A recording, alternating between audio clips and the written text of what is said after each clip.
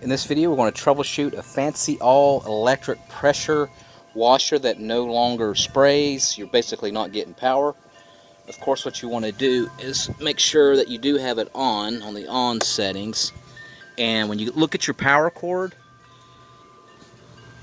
and this is the GFCI power cord, and there's actually a way to untrip it.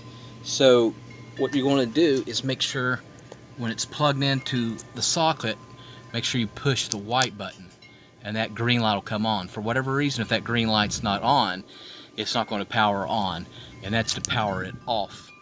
Now, make sure if you don't get a green light, it could be your power outlet that's not working. Go ahead inside into your home and look at the circuit board and make sure that it hasn't tripped.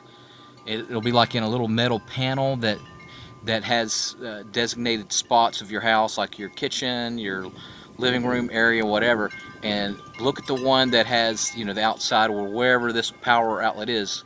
I'm in the back here in the yard, and go ahead and turn it off and then turn it back on to make sure that you're getting power.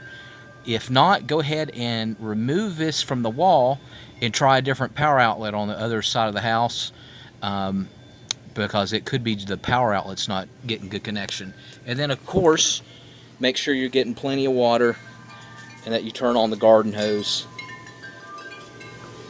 And of course, you go counterclockwise to turn it on the garden hose.